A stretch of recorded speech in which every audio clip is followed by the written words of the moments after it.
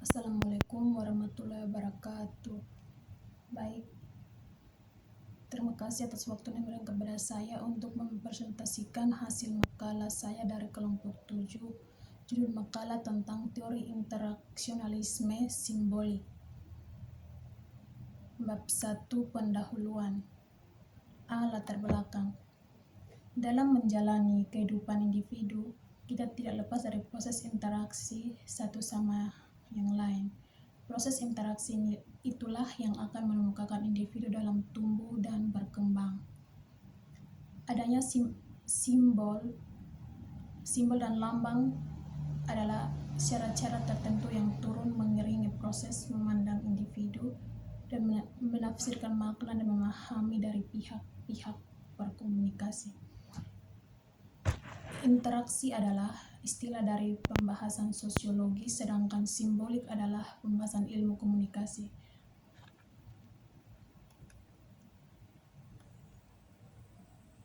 Definisi teori interaksi simbolik sendiri adalah teori yang memiliki asumsi bahwa manusia membentuk makna melalui proses komunikasi karakter. Dasar teori itu yaitu adanya suatu hubungan yang terjadi secara alami antara manusia dan masyarakat dan hubungan individu tersebut. Bab 2, pembahasan A.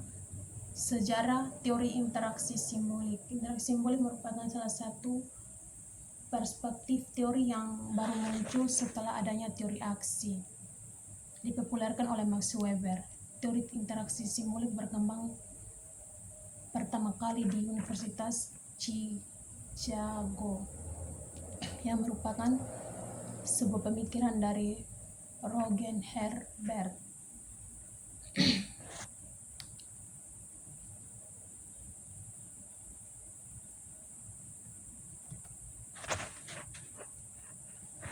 Adapun 3 hal yang sangat penting mengenai kontribusi teori interaksi simbolik adalah yang pertama, fokus pada interaksi antara pelaku dan dunia. Yang kedua, pandangan bahwa baik pelaku maupun dunia sebaiknya proses yang dinamis dan bukanlah struktur yang sistematis. Yang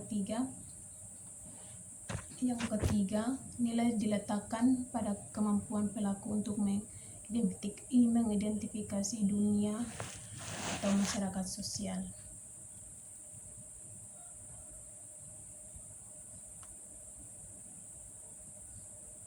B. Pengertian teori interaksi sosial. Interaksi simbolik. Menurut Herbert Bluner, teori interaksi simbolik adalah proses interaksi dalam rangka membentuk arti atau makna bagi setiap individu. Interaksi simbolik didasarkan pada ide-ide tentang individu dan interaksinya dengan masyarakat. Esensi interaksi simbolik adalah suatu aktivitas yang merupakan ciri manusia yang komunikasi dan pertukaran simbol yang diberi makna perspektif interaksi simbolik. Interaksi simbolik juga berusaha memahami perilaku manusia dari sudut pandang subjek yang membawa perilaku dilihat sebagai proses yang memungkinkan dengan pertimbangannya ekspektasi orang lain. Perspektif interaksi simbolik berusaha memahami perilaku manusia dari sudut pandang subjek. Adapun proposisi dalam interaksi simbolik ini terdiri dari yang pertama, perilaku manusia memiliki makna di balik yang menjelang. Yang kedua, pemaknaan manusia perlu dicari sumber pada interaksi sosial manusia. Yang ketiga, masyarakat merupakan proses yang berkembang holistik, tidak terpisah. Yang keempat, perilaku manusia berdasarkan penafsiran. Yang kelima, konsep mental manusia berkembang dialektif. Yang keenam, perilaku manusia itu wajar dan konstruktif dan relatif. C. Konsep interaksi simbolik menurut Grandmet. Menurut Grandmet, ada 3 konsep yang digunakan dalam teori interaksi simbolik. Di antaranya 1, pemikiran, yang kedua diri, yang ketiga masyarakat. D. Asumsi dasar teori interaksi simbolik. Menurut Herbert Bluber, asumsi dasar dalam teori interaksi simbolik diantaranya: yang pertama, manusia bertindak terhadap suatu berdasarkan makna. Yang kedua, diri. Yang ketiga, makna yang dimaksud ialah interaksi antara manusia.